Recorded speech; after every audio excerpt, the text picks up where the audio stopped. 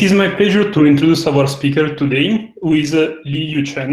Liyu is a fourth-year PhD student at the University of Southern California, advised by Professor Haipeng. Before that, he did the bachelor at the Hong Kong University of Science and Technology. Liyu is working on online learning and reinforced learning. Today, we'll talk about the recent work on regret minimization in adversarial stochastic shortest path problems, in particular on how to push the boundary toward minimax optimality. With that, Liyu, the floor is yours. Okay, thanks for the introduction. It's my honor to present our work here. I would also like to thank all the organizers to organize this event. Hello, everyone. I'm Liyu Chen. Today, I'm going to talk about our work on learning the shortest path with adversarial cost. This is a joint work with Haipeng and Chen-Yu. So the model we study falls in a category of Markov decision process. So let me first briefly introduce what an MDP is. In an MDP, an agent interacts with the environment sequentially, and at each time step, the environment will send a state to the agent, and based on the state, the agent will select an action from all the available action set. And then the environment will sample the next state based on the current state and action, and also generate a cost the agent suffers. And it will send the next state and the cost to the agent. And this process will repeat until the interaction ends. And in this work, we assume the tabular setting, which means that we have finite state space and action space. So researchers have studied many MDP models before.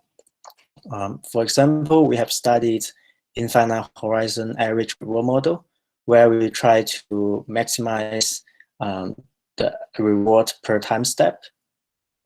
We also have studied infinite horizon discounted model, where the cost or the reward in the future is get discounted. In recent years, researchers also studied finite horizon model, where the interaction will end after a fixed number of time steps.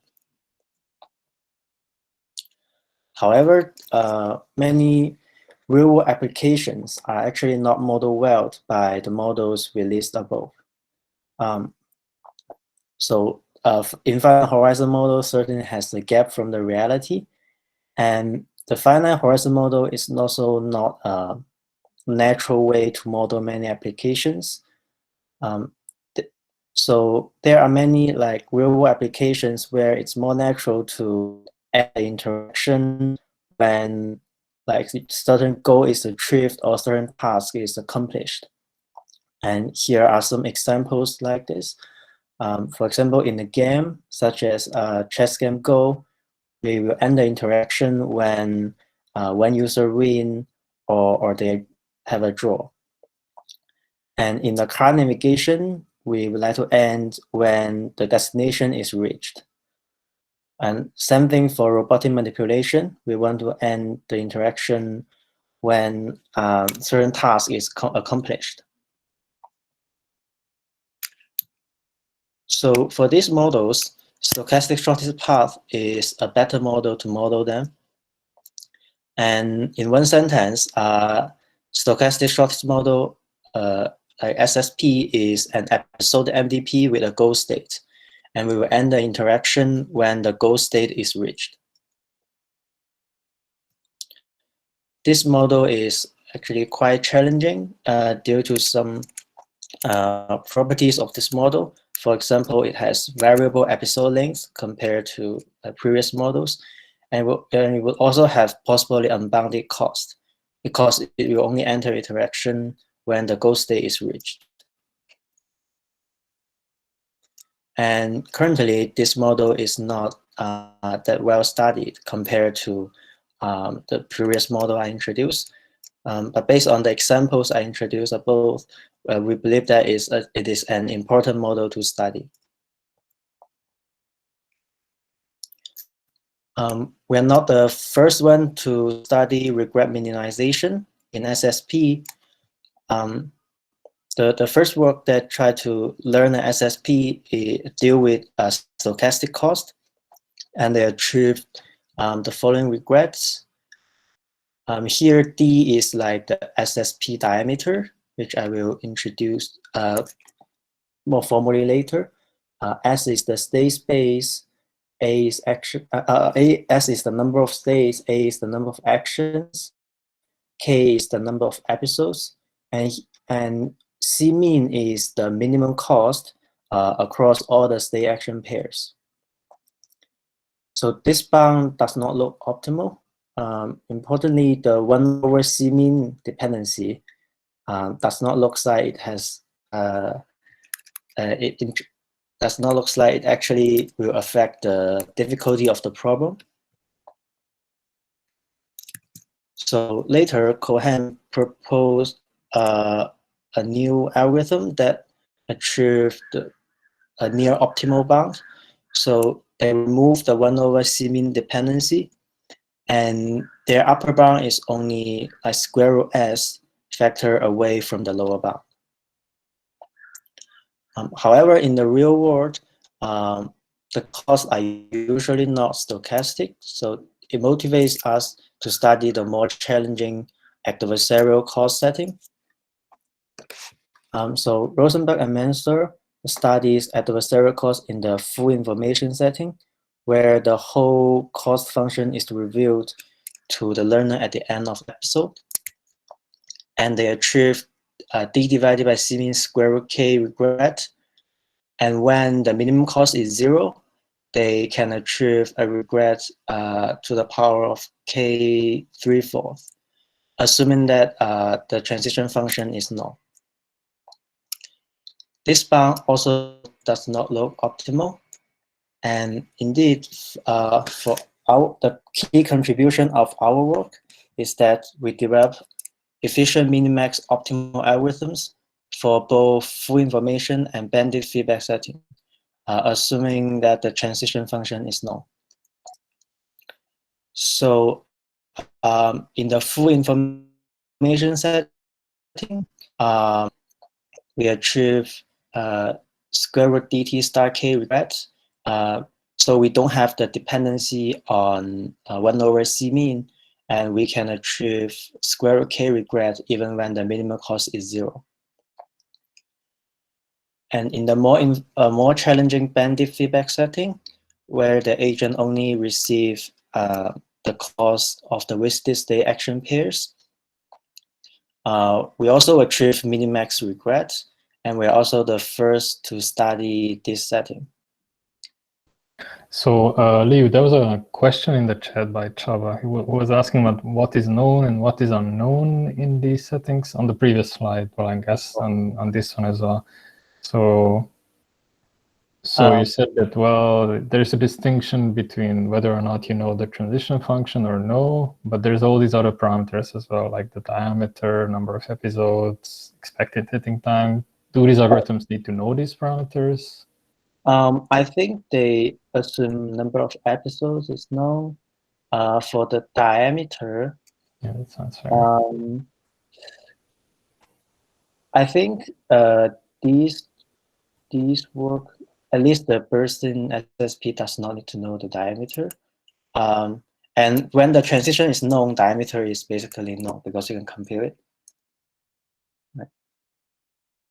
And we for this work, we also don't need to know T star, but we do need to know 1 over C mean here. And if you don't know it, you don't get anything, or if you get something with reverse dependence. Well, if you don't know 1 over C mean, maybe you can just set it to 0 and then you can obtain this bound. I see. Okay, that makes sense. Mm-hmm. Keep going. Or I don't know, maybe Chava wants to ask some more detailed questions. It's fine, but the transitions were known on this slide, right? Yeah, the transitions. Right.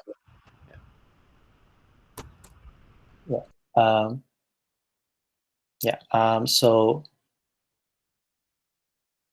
next slide. We also have a follow-up work for the unknown transition case. And we also have some strict improvement compared to previous work. We removed the 1/C mean dependency. And we are also the first one to study the bandit feedback setting when transition is unknown. Unfortunately, our upper bound still has a gap from the lower bound now. And this talk, we are mainly focused on our results for the non-transition setting. And turns out that it's already quite challenging to learn an SSP even when a transition is known.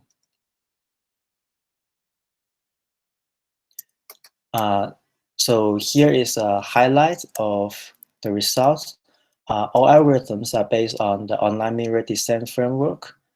However, to achieve the desired bounds, many new ideas are required. And here is a list of them, and I will go into details in the following sections.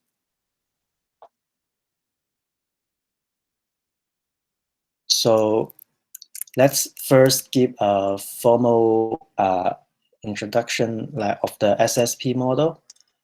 An SSP model consists of an MDP and a sequence of cost functions. So the MDP has 5 elements: the state space, action space, initial state S0, goal state G, and change function P. And we also have, we are going to interact with the environment for capital K episodes.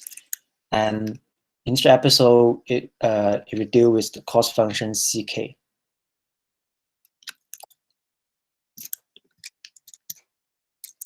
So here is the learning protocol. So for each in each episode, the environment will choose the cost function CK adaptively based on the learner's algorithm and history. And simultaneously, the learner will start interacting with the environment. It will always start in the state S0.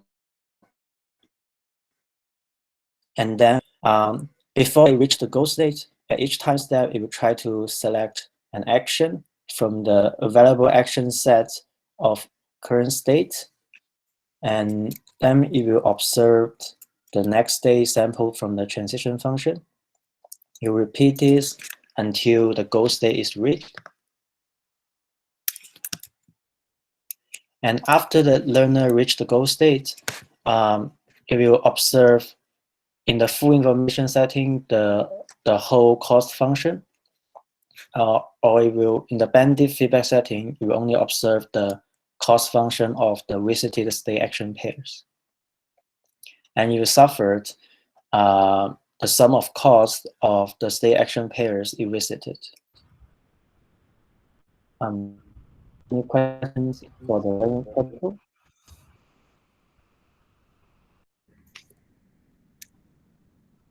Okay. So, sorry, I have a question on the previous, in this interaction protocol. Just at high level, do you have the possibility of updating the policy that you are going to deploy inside a single episode, or you can do only at the end while you reach the goal and you observe the full information or the partial information? Does bandit only receive the cost? Oh, I'm sorry, I did not catch your question that carefully. You mean, do we need to observe the goal only at the end? Does that your question? Yeah, exactly. You can update your policy, your algorithm in general at each time step, or only at the end of each episode. Oh, so we are only gonna receive the cost function at the end. Okay. But you are free to update your policy in the middle, but maybe it does not change because you only receive the cost function in the end. Any other questions? Yeah, I have a question. So just to clarify, so here the bandit feedback, do you mean you only receive the path cost, the sum of the step cost? Oh, you will receive the cost of each visited state action pairs. Oh, still each is step cost. Okay. Yeah. But you don't know the reward function. You don't know the cost function. You only know the cost of those state action pairs you visited. Yes. Okay. Thank you. So in a way, this what you call full information setting, I guess, like in some related setting, it was called semi-bandit. No, that's the bandit. Yeah. When you say that, but the learner only observes. Oh, okay, yeah, that's the Right. bandit. You call that bandit feedback. Oh, that's the. Okay, that's semi-bandit. Okay, so the bandit is semi-bandit. Yeah, what Kangan was saying that. Okay, the bandit feedback is maybe when you only observe the sum of the cost at the very end. Like, okay, good. Okay. So let's continue. So I would like to introduce some notations for this talk. So we define gamma to be the set of valid state action pairs. And a policy pi is basically a mapping from a state to a distribution over the set of available actions at this state. And we call a policy is proper if executing this policy starting from initial state will always reach the goal with probability 1. And we also define the cost goal function, which is basically the value function. J pi s is the expected cost, expected accumulated cost of executing policy pi starting from state S. And T pi s is basically the expected number of time steps for the policy to reach the goal if it starts the interaction at state S. And we also have some extra notations that appeared. So D is the Ssp diameter. You can think of it as the longest, shortest path. It is the largest expected hitting time of the fast policy over all the states. And by fast policy, I mean the policy that reached the goal as fast as possible. And T star is the expected hitting time of the optimal policy starting from initial state.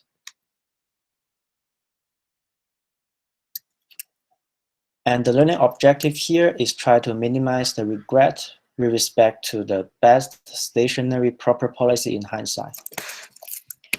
So the regret is defined as the difference between your actual cost and the expected cost of your optimal policy. And you sum the difference in all the episodes. And here, optimal policy is defined as the proper policy that minimizes the expected cost, the sum of expected cost in all episodes. Any questions on this slide? Yeah, I guess I have like questions regarding the role of the assumptions and see whether it's necessary to assume that they are lower bounded, but I guess you're going to discuss this later because this should be very important. Okay. Right, because you want to make sure that like the optimal policy does not have like negative infinite cost, and you cannot go into like a loop of negative costs and all that. Yeah, but I suppose that you're going to talk about this, right? I think here we basically are comparing to the policy that only we only compare to the set of proper policy. So I see. So this like already already makes sure that you cannot enter into a loop of negative Yeah. ghosts. And in the learning, we will assume that the policy we obtain is always gonna be proper. So I guess that will prevent this problem. Right. Yeah. Well, I guess there's a bunch of interesting questions around there. But Yeah. we can discuss those later. Yeah, I have indeed one question, maybe starting from the one asked in the chat. One question is about if all properties are proper or not, and I guess the answer is no. But just to check with you.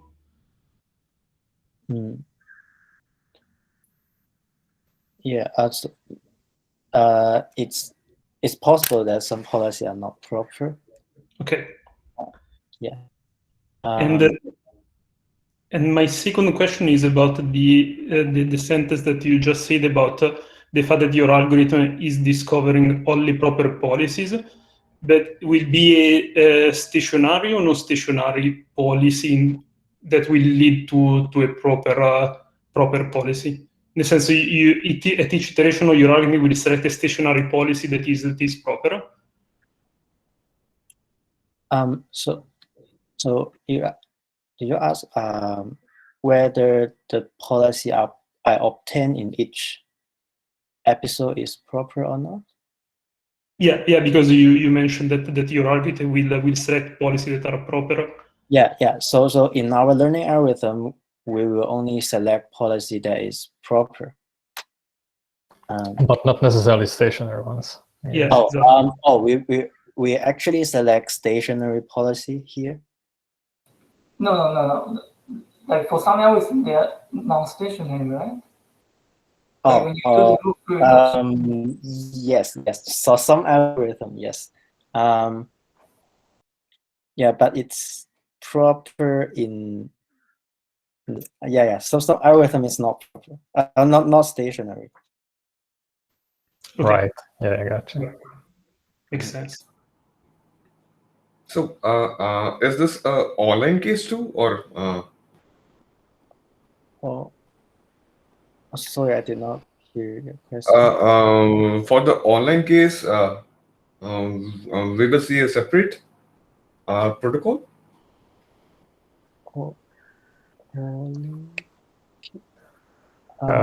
Sorry, that was a bit of a confusing question because this is all about online learning. So this is entirely an online setting. So maybe can I ask that you ask your next question in the chat later, so that it's not as confusing for the speaker that everybody just jumps up asking questions. Thanks. All right, Liu. Yeah, that's great. Please go on. Okay. Good. Okay. So we are gonna introduce a concept called occupancy measure. So given any proper policy pi, if you induce an occupancy measure where Q pi SA is basically the expected number of visits to state action pair SA when executing a policy pi. So there are several nice properties about occupancy measure. So first, it has a one-to-one correspondence between a proper policy and an occupancy measure. So given an occupancy measure, you can easily compute the corresponding proper policy by simply normalizing over the actions. And we can represent some important quantities in terms of occupancy measure.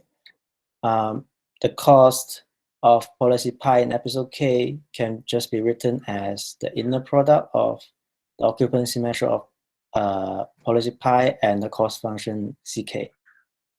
And the expected hitting time of policy pi starting from S0 is just the sum of Q pi SA across all the state action pairs. And importantly, the expected regret of executing policy pi k in episode k can be written in the following form, which is linear with respect to both the occupancy measure and the cost function.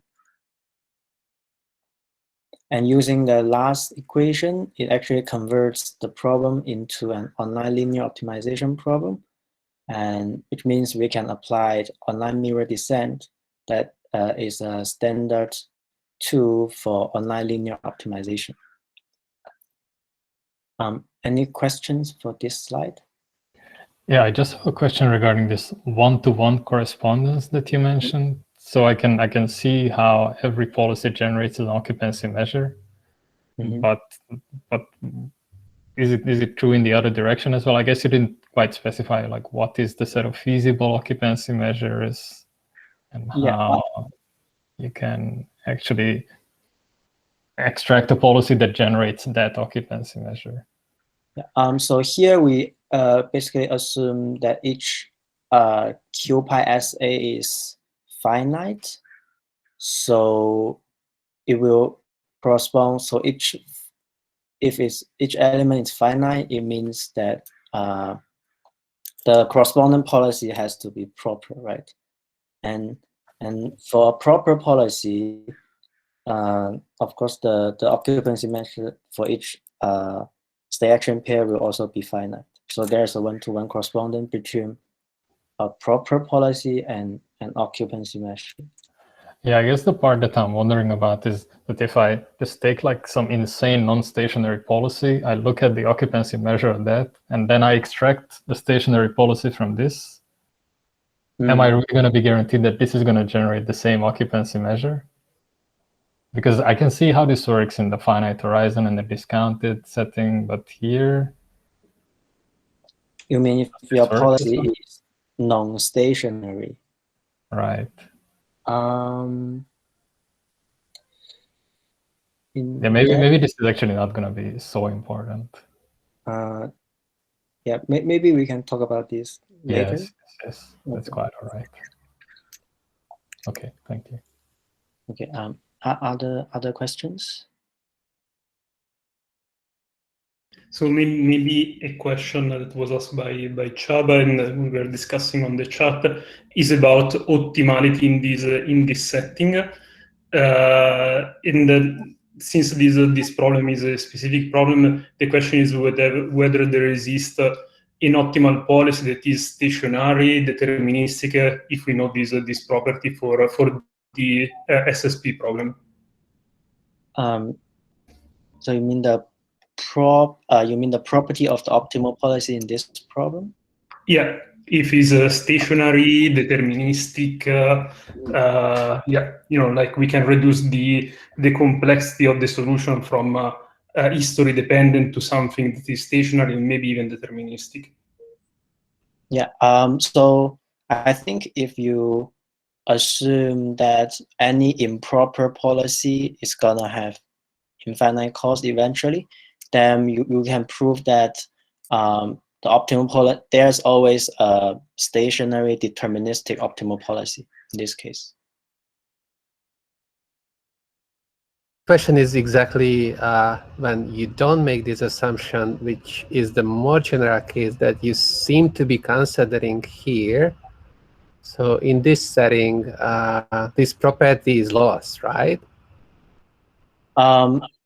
Yes, but here we are only using proper policy as benchmark. Sure. Like I understand, like your setup is completely sound. I just want to understand that the way you choose the competitor set, which are memoryless proper policies, is going to impact the results and whatnot. That's all fine by me. It generalizes the more restricted setting where all policies would be proper or all improper policies incur an infinite cost. I just wanted to understand whether or know whether my understanding was correct. It's just a clarification question.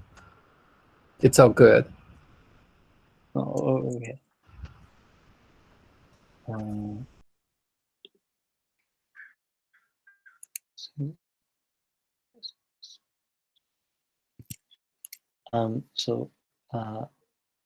Any other questions?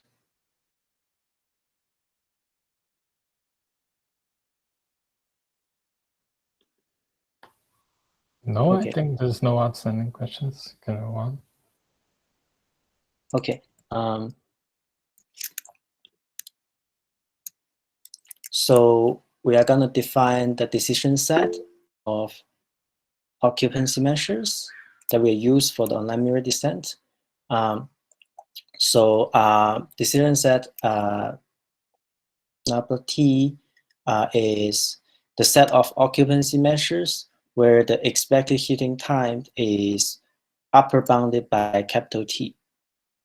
So the first constraint basically says that the expected heating time is bounded by T, and the second constraint is the usual flow conservation constraint for occupancy measure, where the outflow is equal to the inflow, and except that at the initial state there's an additional 1 unit of additional flow.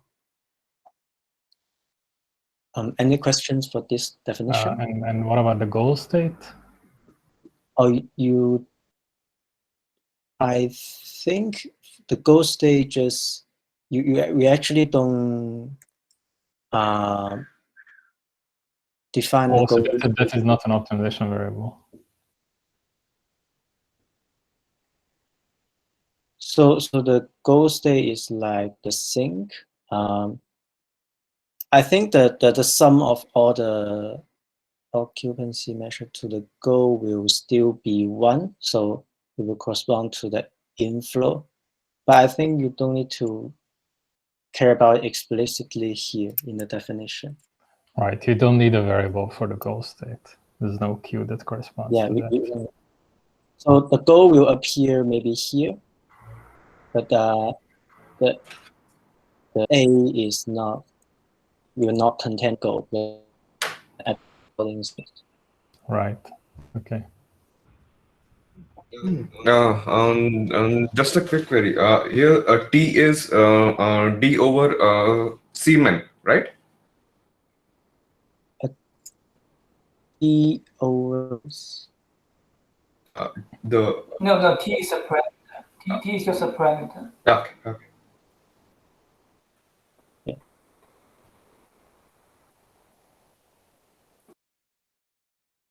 Any other questions?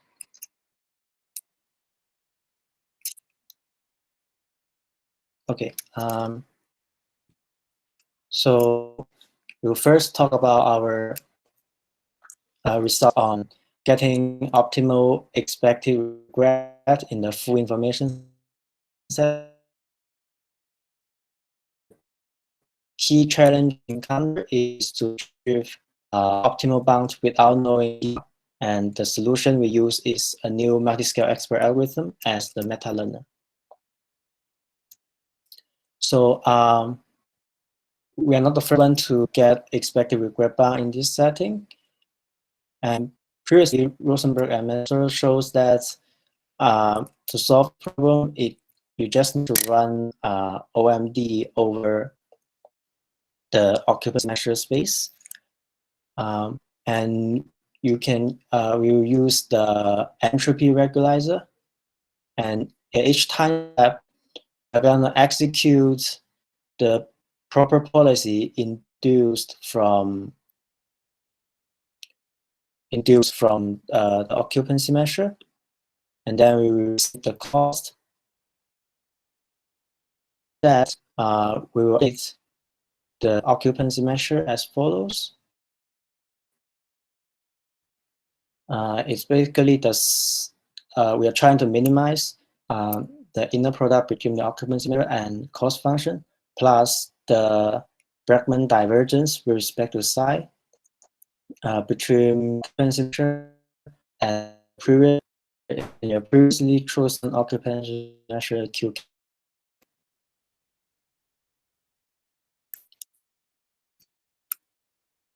Rosenberg and Manson shows that in this case, they can prove a regret bound of capital T square root K.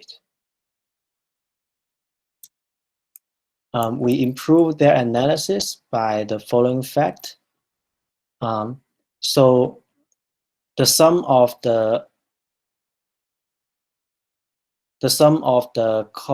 optimal expected cost is actually bounded by dk. This is because the fast policy, the cost of the fast policy will essentially be bounded by D in any episodes. And since the optimal policy is optimal, so it will also the cost will also upper bounded by dk. So based on these ideas, we can do some small loss analysis and show that the regret of algorithm 1 is actually bounded by square root dt star k, as long as the upper bound t is actually upper bound the expected heating time of the optimal policy. The problem here is that we actually need to know the t star to set the parameters. Any questions for this slide? Yeah, maybe a question on the definition of T star. Oh, T star is the expected heating time of the optimal policy starting from initial state. But the optimal policy in hindsight? Yes, in hindsight. Okay. So, but it's the expected it in time, because in hindsight depends on the realization of the adversary, right? In hindsight, because it depends on the cost chosen by the adversary. Yes. So if you take it in hindsight, so T star is something that is dependent on the specific realization of the adversary. Yes. Okay, and you need to know it. Seems very, very strong as an assumption. Yeah. So here, yeah, it's in the problem, and we are going to try to solve this in like the next slide. Okay, good. Okay. Okay. Any other questions?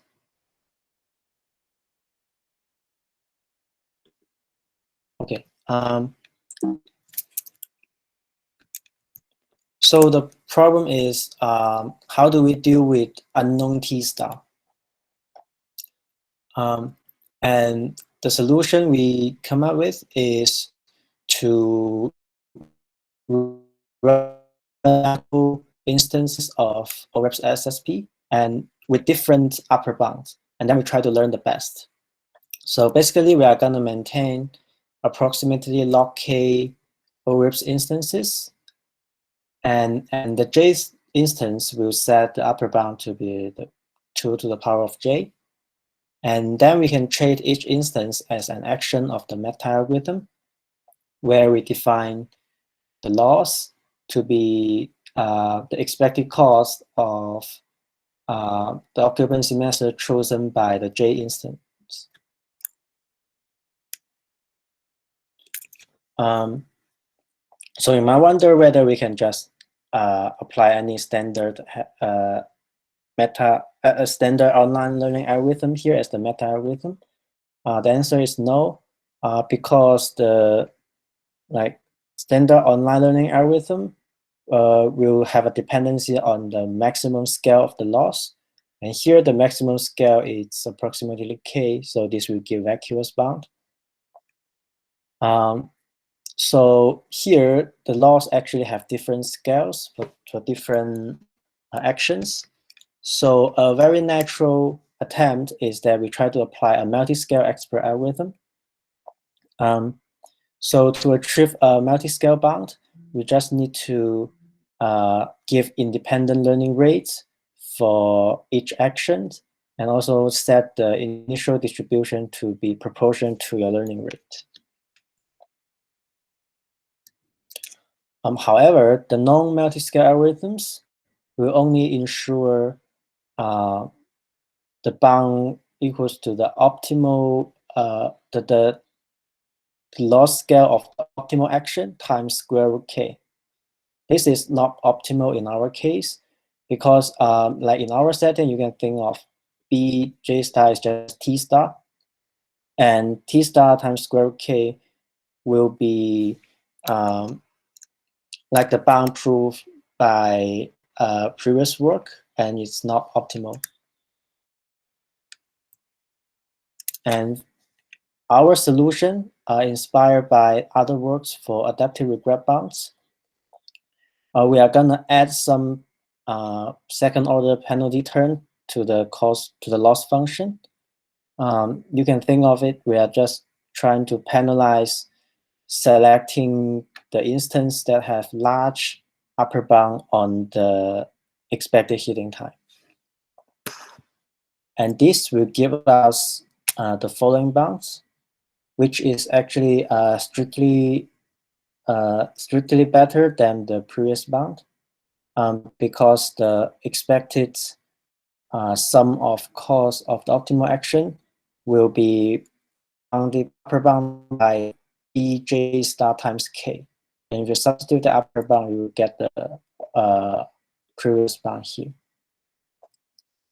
So now if we apply this bound, we can actually get optimal regret, because bj star is basically t star, and this expected cos will be bounded by dk.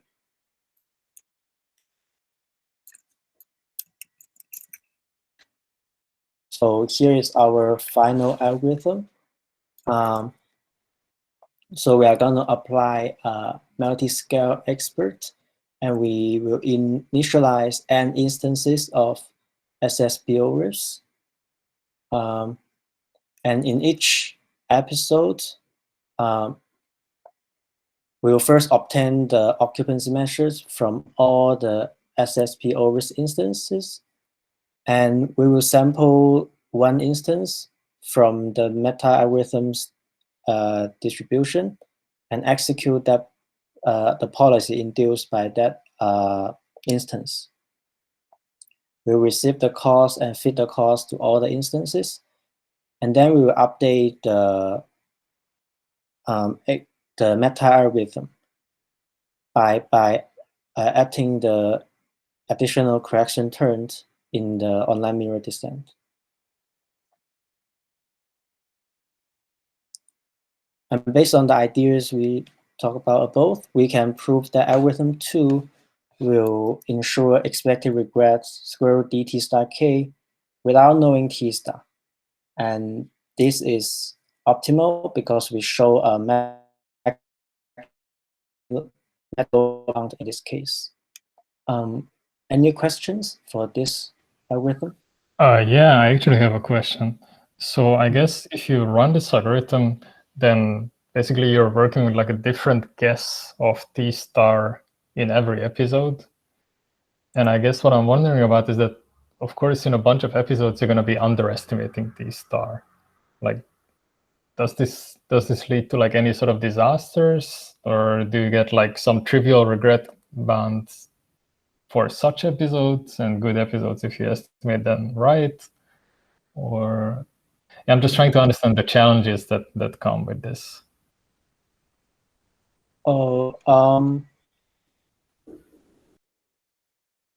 And in particular, if underestimating t star gives you some problems. I think it may not cause a problem here. So as long as you have an instance that has the upper bounds that are actually an upper bound of t star, you can compare your regret of your optimal of your meta algorithm to that instance, and I think that's fine. It will not cause problem, even though some of the instance is actually the upper bound is actually lower than t star. Right. Yeah, that sounds plausible to me. But here I have another question which ties back in with my previous question regarding this one-to-one mapping between occupancy measures. Mm-hmm. So here you say that, well, you just randomly choose one of these OREPS instances and then just run the policy. Mm-hmm. But could you instead just take a mixture of the occupancy measures and just follow that? Would that work? I think that will also work. Yeah. Yeah, But do we know the mixture of? It's convex set, right? Okay, that's fine.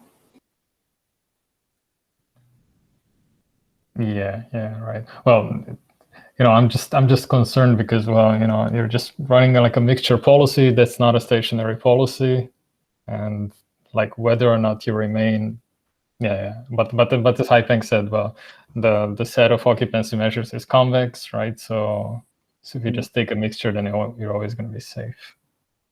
Yeah. These are still in hold. Yeah. So I think so once you mix them, you extract the stationary policy. It's not the stationary policy is not gonna be the mix of the policy. It will be something else. But in terms of occupancy measure, is indeed a linear combination.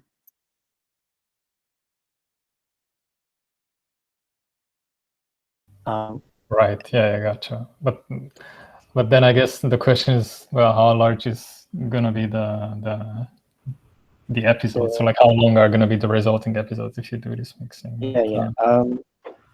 It will. Yeah, it depends on the mix, I guess. Yeah, it's going to be the same as the expected episode length due to linearity and convexity and everything. Yeah.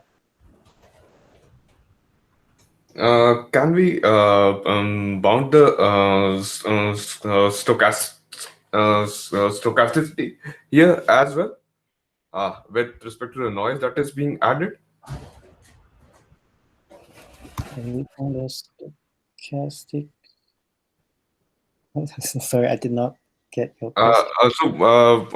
With respect to the adversarial noise, can we bound that as well?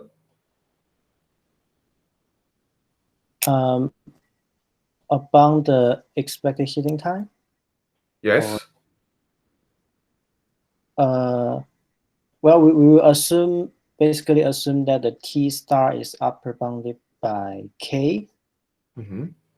So that's if T star is larger than K, then this bound is basically not that meaningful, right? Because it's like constant regret here. Linear regret here if T star is larger than K. So we assume that T star is always upper bounded by K. Yeah, I see it now. Thanks. Okay. So maybe any other questions? Well, Chava has a bunch of questions. I don't know how important those are. Chava, are you itching to ask those questions right now? So I'm just curious about like how is the argument that we have proper policies why we are executing? Maybe this is what Gergi was also after. Like, how do we know that we end up with proper policies? What if you end up with an improper policy? It can't happen, or? You mean by mix or by selection? I mean, like you're running an algorithm and it stumbles upon some policy. Not all policies are proper. You might end up with an improper policy. I think when we define the decision set, we are only gonna select the occupancy measure that will induce proper policy. So yeah, like the stochastic transitions are all known, and so you can just restrict this set of occupancy measures. Like, sorry, my bad. That makes much more sense this way. Okay.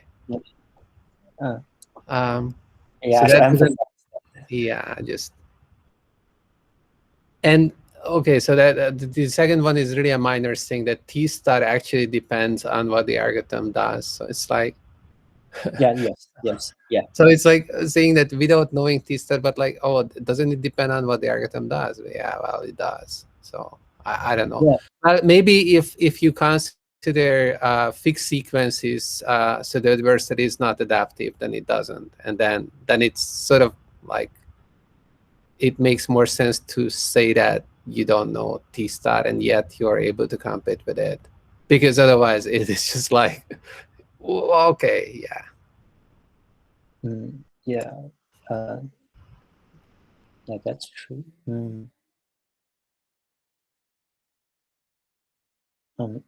Other questions? I think we're good. Okay.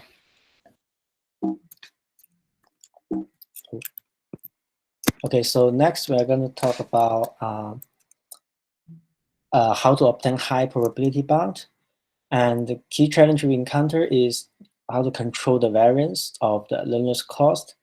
And the solution we have is a loop-free reduction plus something called skewed occupancy measure. So to obtain a probability bound, we need to consider the actual cost of the learner allowed, and we define notation NKSA as the number of visits to state action pair SA and episode K, so that we can write the regrets in this form. And then we can decompose this regret into two terms. The first term is basically the deviation, and the second term is like the expected regret. The issue here is that there's actually no good upper bound for the deviation. This is usually in previous setting. This is usually not the case. For example, in the final horizon setting, because you have a bound on the horizon, so you can just apply. There's an upper bound on NK, so you can just apply like Azuma's inequality to bound the deviation. But here, since you have variable length episodes, we don't have like an almost sure upper bound now. And inspired by the Freeman's inequality, we can actually, we would like to study the second moment of the actual cost. And here we can show a simple upper bound of the second moment of the actual cost. It's actually bounded by 2 times the inner product between the occupancy measure and the cost to go function. And from this, we have some observations. So first, for the optimal policy, the upper bound is actually, we actually have a good upper bound for the optimal policy in terms of the variance. So we can push this sum into the sum of the cost function, and remember that this term is actually bounded by dk, as we talked about before. And then we will the sum over all the states of the occupancy measure, we bound it by T star. So we have a upper bound dt star k.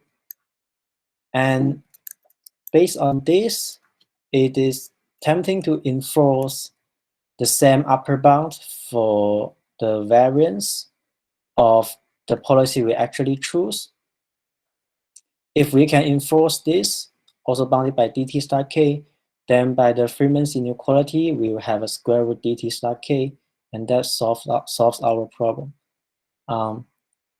However, this is really difficult to ensure because first, this constraint will depend on all the cost functions, C1 to up to Ck. And second, this constraint is non-convex with respect to the occupancy measure, mainly because of this cost. So for this cost, you can express, for example, j pi k s0 is linear with respect to q pi k.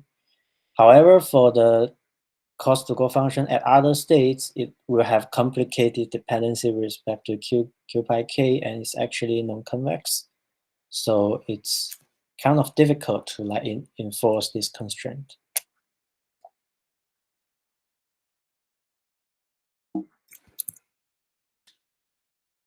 So this leads to our other observation. That is, the variance of the upper bound actually will take a much simpler form in a loop-free MDP. So by a loop-free MDP, you mean the MDP that has the layered structure, like the final horizon MDP. So it has the following properties. So first, the state space is of the form is the product between a set of states and the time steps. And second, the transition is gonna only happens between layer H to layer H+1, except the transition to the goal state. So we can show that if your MDP has a loop-free layered structure, then the upper bound of the variance actually is linear with respect to your occupancy measure. So it's basically a weighted expected cost of your policy, except that for the cost suffered at layer H, we are gonna scale it by the layer number H. And we will define a new notation define a new notation to simplify this notation. If you think of this H vector as the vector of 1, 2, up to H, then this is basically the Harden-Mark product between this vector and the cost. Any questions for this slide? No, it makes total sense. Okay. Is it almost time's up? I was wonder. No, you can go on. At least it's very interesting for most of us. Okay. Okay, maybe I can finish this session. So this quantity will inspire us to approximate the SSP by a loop-free MDP. Okay. So how are we going to construct a loop-free approximation of the general SSP? We are going to do something as follows. So given a SSP M, we'll construct theta M by first duplicate each state by attaching a time step on it for the first H1 steps. And then we'll connect all the states to some dummy states that last for another H2 steps. And here H1 and H2 are parameters. So here's a figure illustrates the approximation. So for the first H1 steps, the transitions will happen in consecutive layers, and the transition probability will basically follows the original SSP, and so does the cost function. And then after H1 steps, if you still haven't reached the goal, then you are going to transit to some dummy states, and stay there for another H2 steps. And each time step you are going to suffer cost 1. And here we also define an H to be the sum of H1 and H2.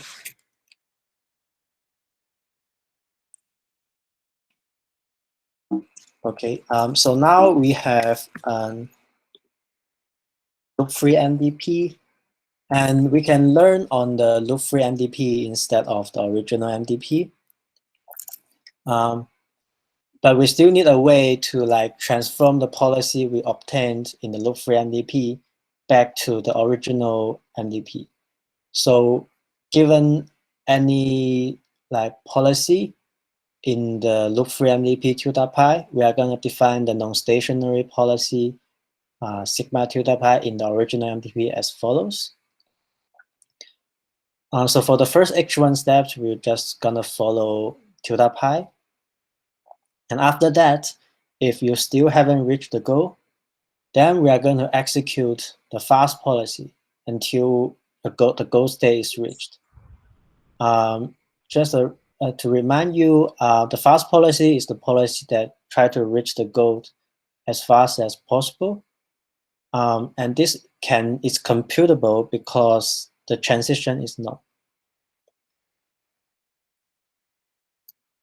So with this, you might wonder whether now learning if you can achieve low regrets in the loop-free MDP, does that imply you also achieve low regret in the original MDP? And the answer is yes, by the following lemma.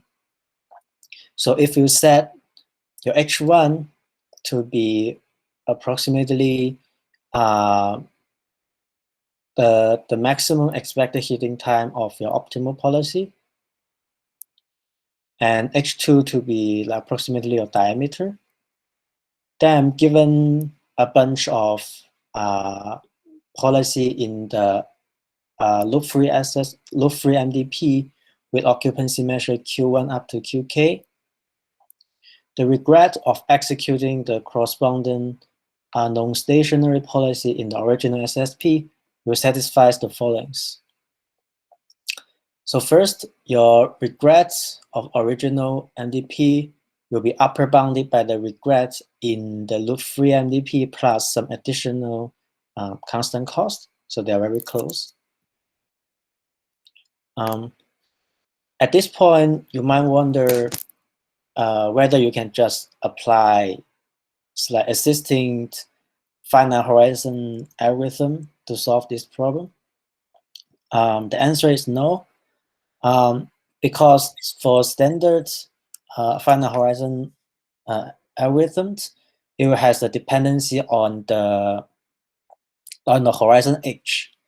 And here, because we set H1 to be the maximum expected heating time across all states, this is actually a dependency that does not appear in our lower bound, because in the lower bound, we actually only depends on the expected heating time starting from S0.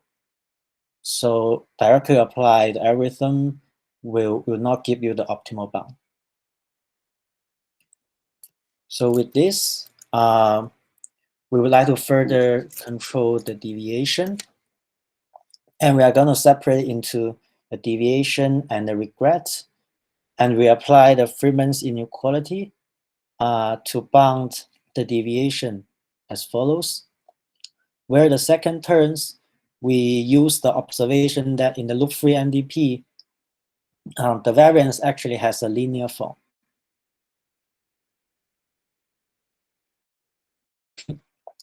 So any questions for the loop-free reduction?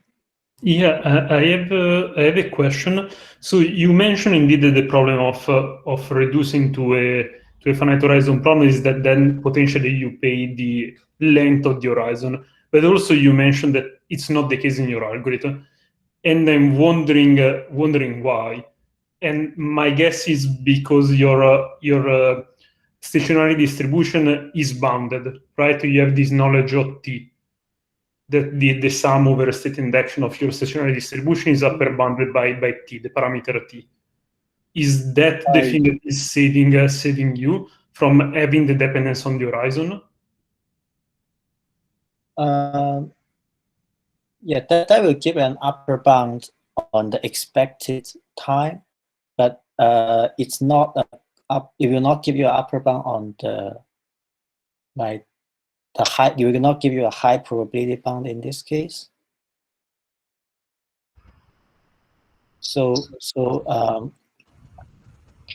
if you want to get a high probability bound, we can show that it's actually scale with the maximum expected heating time across all the states instead of just T, which is an upper bound starting from S0. Yeah, but in your case, you scale with T, right? In my case, I scale with T or H. Yeah. In our algorithm, we eventually scale with T, but that requires another trick to kind of control the variance, which is in the next line. Okay, so it's not only coming from the fact that your let's say set of stationary distribution has this additional constraint on being upper bounded by t. It's more than that. We utilize this fact, but it's more than that.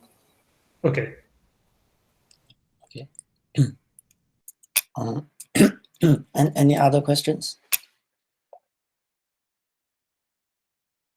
No, I think we are good. Okay. Okay. So we have shown that the regret can be bounded by the expected regret plus some variance term. And previously, we tried to enforce upper bound dt star k on the variance.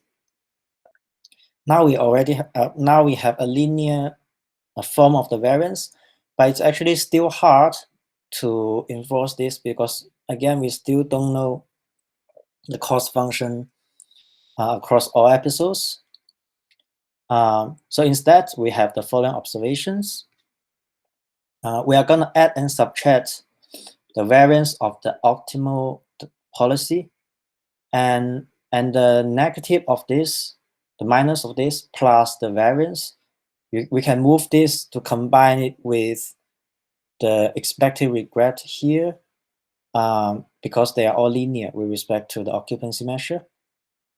So we are going to combine them together based on which policy you are. And now we have defined a new notation, 5 pi, which is also linear with respect to q pi. And this will transform the original problem into another linear optimization problem. And the second term is basically we apply the upper bound on the variance of optimal policy, which is bounded by dt star k.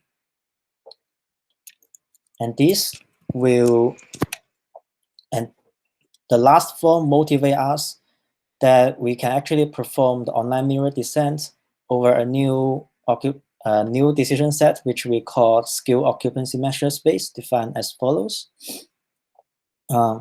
Basically, we define each element in this set to satisfy the following form with respect to some occupancy measure in the decision set. So with this, with the loop-free reduction and the skill occupancy measure, we can have our final algorithms that achieve the optimal bound. So basically, we will perform online mirror descent on the new on the loop-free MDP, and so at each time step, we are going to follow the non-stationary policy extract from the policy you learn in the loop-free MDP, and each time step you will compute you compute your like skill occupancy measure in the skill occupancy measure space. And based on the ideas we show above, we can show that this algorithm will ensure a regret square root dt star k with high probability. Unfortunately, in this case, we need the knowledge of t star because we need to tune the parameters eta and lambda, and it turns out that we cannot apply this to, we can apply it to tune eta, but it's that we can apply the multi-scale algorithm to tune the learning rate, but it's not working for tuning the lambda here. So how to achieve the same bound without knowing t star is still an open problem. Any questions for this one? I have a question also on the parameter that used to define the space of occupancy measure. I think it was t. Is still t, or there you set t equal to t star? What is the how set that parameter? Oh, we will set to t star, or maybe constant times t star. Yeah. Okay. Okay, I see. And that's the reason why you get then T star in the, I mean, with all the other parameters, the reason why you get T star in the indirect bound. Yes. Yeah. Other questions?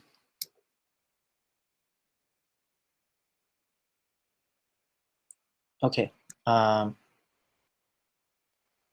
maybe one question very quickly on H1, because H1 was not defined in terms of T star, but T max, or the maximum over. Is it necessary to know it, even that one, or you can avoid to know both T star and that maximum over states? Oh, that's a good question. I think the Tmax, because it does not appear in the final bound, we can set it to maybe some lower order terms of k, and then as long as your k is large enough, you can avoid that problem.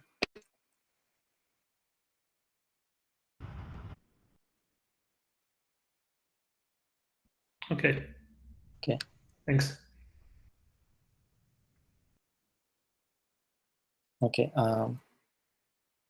So next, I'm gonna talk about how to solve bandit feedback. And the key challenges we encounter is to deal with large variance of unbiased cost estimators. And the solution we adopt is the barrier regularizar and the scale occupancy measure. So to solve bandit feedback, where you only observe the state action, the cost of the visited state action pairs, the standard technique is to construct an importance weighted unbiased cost estimator. And in this problem, the natural estimator is as follows, which is the number of times you visit SA times the cost at SA divided by the expected number of times you visit SA.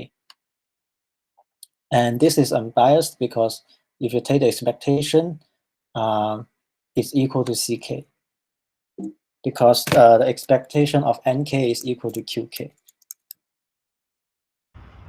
And it is known that to deal with bandit feedback, we need to consider the variance of the cost estimators.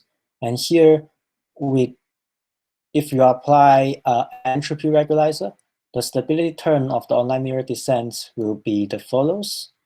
And it actually could be prohibitively large because there's a ratio between the second moment of the number of time you visit it and the expected number of time you visit it.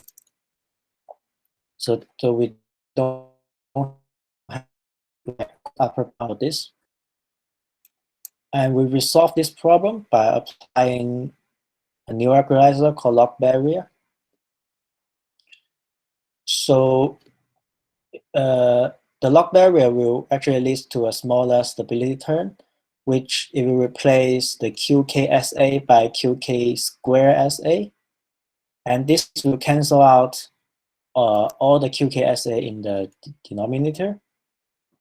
And after that, the term we get can once again be upper bounded by the second moment of the actual cost.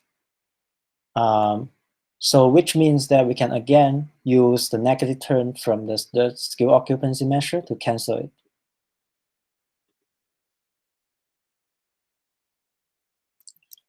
And another thing we need to pay attention to is we slightly modify the log barrier so that we are summing the h inside the log instead of outside the log. This will avoid an extra h dependency that we don't want. And we are able to do this because we actually have a special property that the cost is actually the same across all layers. So with this, this is our algorithm. So we are gonna replace the regularizar by the log barrier regularizar. and we are still gonna do loop-free reduction, and follow the policy induced by the loop-free reduction, and also select your decision space, select your perform OMD on your skill occupancy measure. And we can show that this algorithm can ensure expected regret square root dt star sak, which is optimal because we show a matching lower bound in this case. Any questions on this algorithm? Well, I have a bunch of questions, but maybe I'm going to save them for later. I'm going to let you just finish your talk, and then we can just get back to these details. Okay. So next, we'll talk about getting bandit feedback in with high probability bound. So the key challenges here is to deal with the large variance of cost estimators for optimal policy pi star. And the solution we use is combining a bunch of techniques, including skill occupancy measures, increasing learning rate, and we also need to inject a negative bias to the cost function. And yeah, so to obtain high probability bound, the key is that now we also need to bound the deviation of the optimal policy due to the cost function. And so we can bound this again by Freeman's inequality.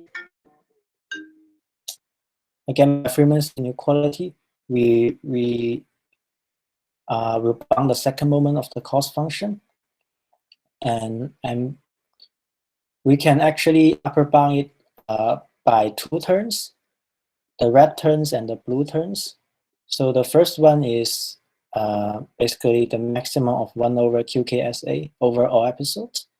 And the second term, you can think of it as the weighted average of the cost at SA.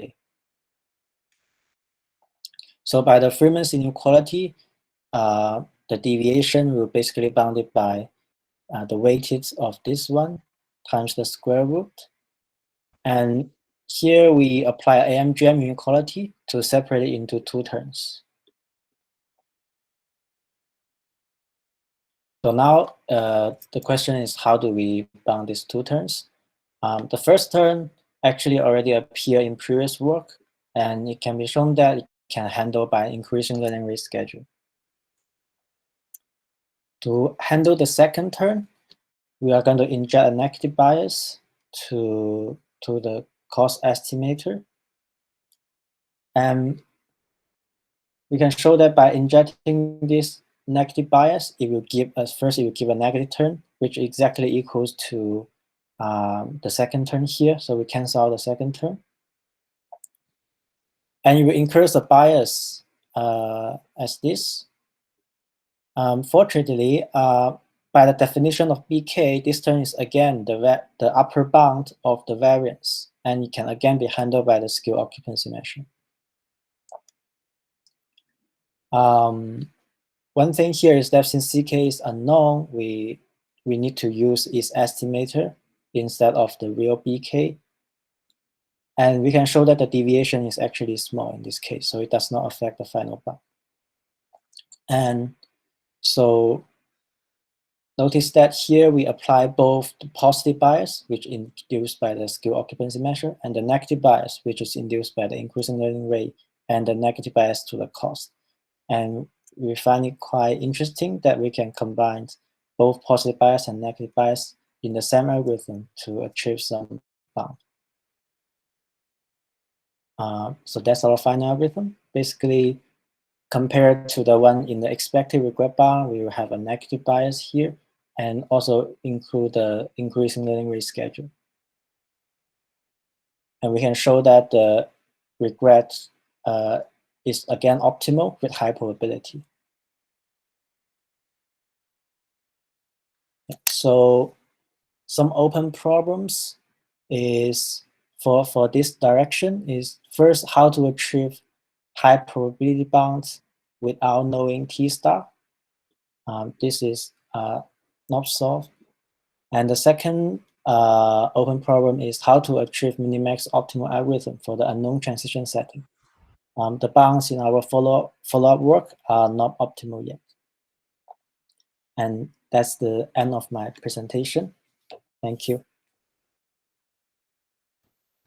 Oh, yeah. Thank you, Liyu. That was very nice. That was a fantastic set of ideas that you have in this paper. Yeah, so like I said, I have some technical questions, which are probably not really controversial, so we can still keep those on record. So I was sort of getting lost in this high probability. No, sorry.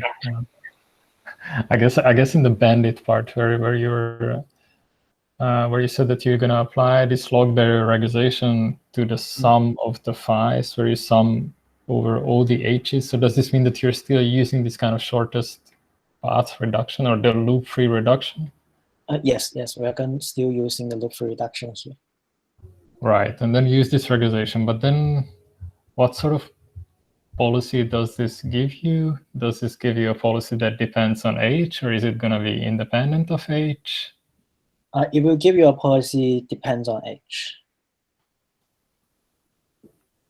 Okay, but is it like easy to calculate in closed form as before?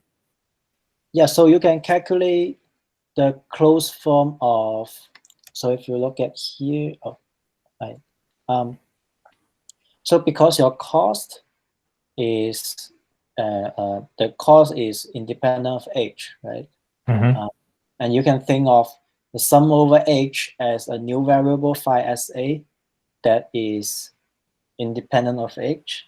But actually the phi SA is composed of, implicitly is composed of a bunch of phi SAH which might be different from each other, right? Yeah, so this gives you like essentially a closed form expression for this phi SA. Yeah. Instead of the phi SAH, but then how do you go back to the policy from this? Go back to phi SAH. Well, or the policy that you end up extracting from this. I mean, note that the variable of your OMD update is still phi SAH. So it's implicit, it's defined in this omega. So that's why you don't see it. So the variable is still like phi SAH. So if you solve this convex problem, it still gives you like phi SAH. Yeah, but I can see like the usual way of just looking at this expression and setting the derivatives to 0, then that is not going to give you like a perfectly fine solution here. But it's in the constraint of omega. Omega is in terms of this phi SAH, not phi SA. Right. Okay, yeah, I can believe that. Yes.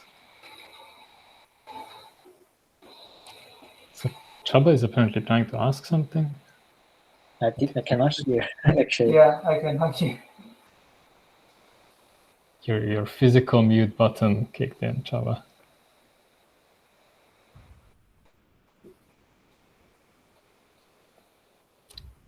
How about now? Yes, Yeah, now it's good. Oh, okay. It is just okay.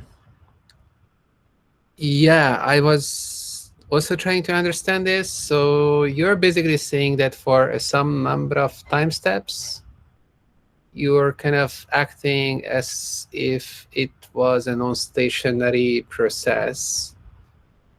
But when you're regularizing, then you kind of just collapse all of this. Yeah. Is that right? Yeah. And so when you're extracting the policy, then it's going to be a non-stationary policy for 8 time steps. So even if you arrive at the same state, you might end up taking some other action. Yeah. But yeah, okay. So is that, clarifying things or not? Or yeah, I had some very fine like questions regarding how the solution for this looks like, but that seems like a little bit complicated to answer right now. Are you worried about compute cost, or like everything's finite? Yeah, I can believe that this is all computable because it's like a finite dimensional optimization problem. Let's go ahead and solve it.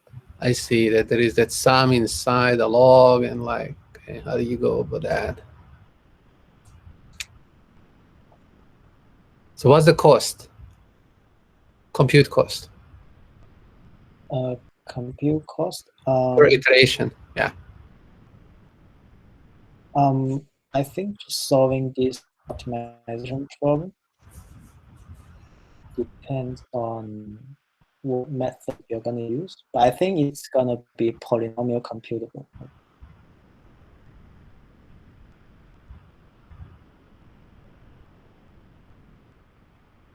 Mm-hmm. Yeah, I guess we didn't think about like the actual like computational complexity. Okay. But it's convex.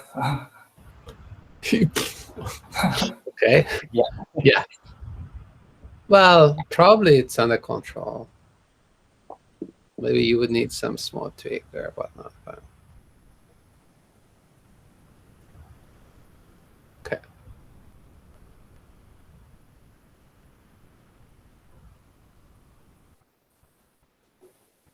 And any ideas about the real bandit feedback case? Christos is also, I think, up for that. Yeah, I was just confused for a moment there because I thought of bandit. You know, when you receive the sum of the cost only as a feedback. We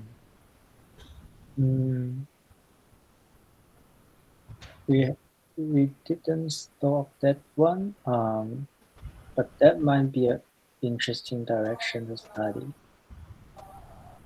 If you I mean, I saw use some new papers on the finite arrays recently, right? Again by like Mansell, Rosenberg, and others. And where they basically used the linear bandit techniques. So I mean, at least there's some clear path to try, but I don't know like in the end what we will get in this Ssp model.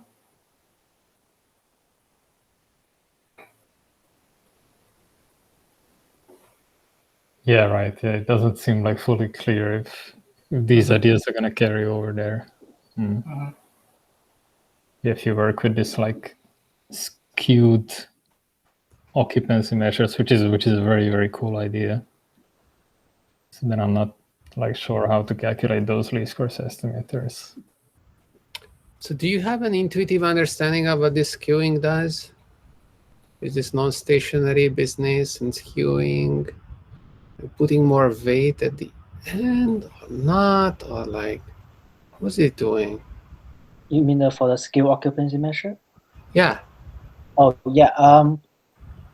It's kind of like putting more weight to the cost in the end. Right. Because you can actually, if you look at the form, you can actually also move this h to the cost there. You don't have to do it in the occupancy measure space. Yeah. You can move it to scale the cost. Yeah. And then it will become, as you proceed, the cost will be scaled by the layers. So it makes you impatient and makes you want to leave the process early on, in a way, right? Like the longer you stay, the more cost you suffer, and then there is this linear increase of the cost with time that is induced by this algorithm. So in a way, like it pushes you. It's like, yeah, like we have this constraint that we should reach the goal. Somehow we should try to enforce it. Hey, okay, a simple way of doing this. Oh, that's very, very nice, right? It kind of reminds me of moving the constraint in the objective with Lagrangians, whatnot. It's not quite that, but it's maybe somewhat similar. It's somehow more clever, I guess. It's very nice.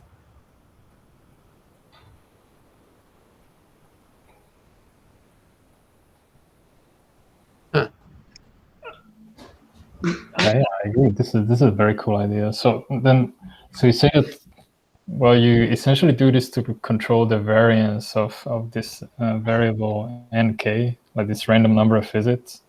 But then, what is the actual distribution of nk? Is it enough to control its variance? So is it some gamma distribution, or? Oh, the nk.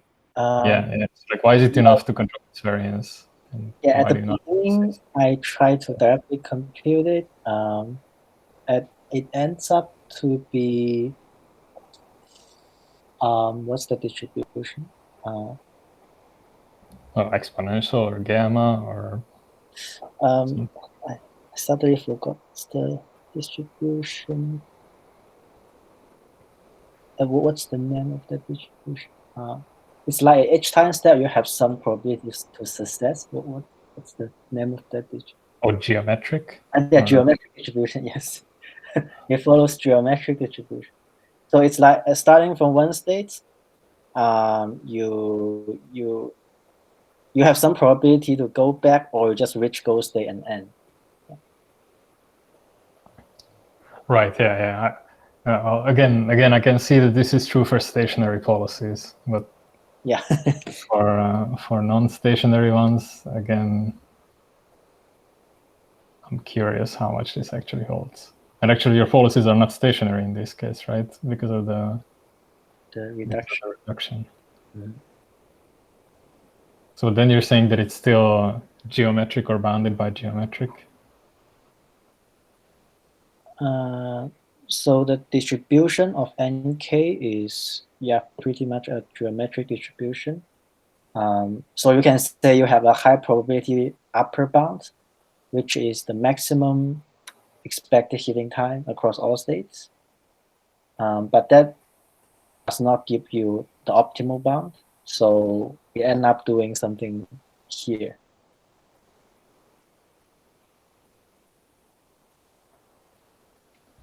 Right. Yeah. Very, very advanced stuff. So does anybody else have any like non-controversial questions?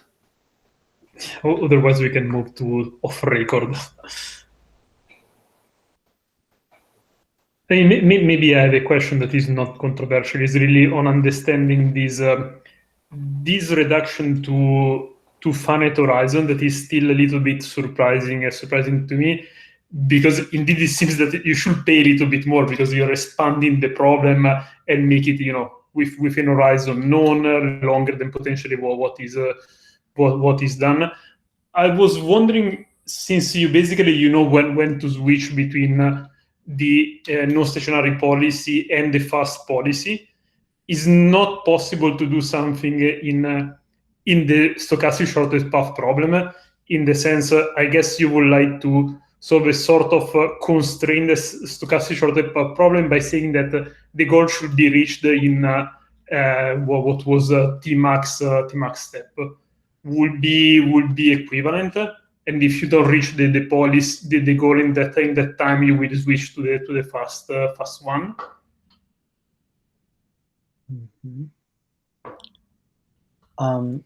So here, I guess the cost is not large, mainly because for the optimal policy, the probability of not reaching the goal, as it will actually decrease like exponentially. So like you can show that the probability of the optimal policy that not reaching the goal after maybe 2 times this, it's 1/2, and then you can apply the Markov recursively to show that it decreases exponentially. So okay, so basically the tuning of H1 is done by Mansour Robinson and Mansour previously, that they proved that the distribution, the probability of reaching the goal in a predefined time decreases exponentially faster. Yeah.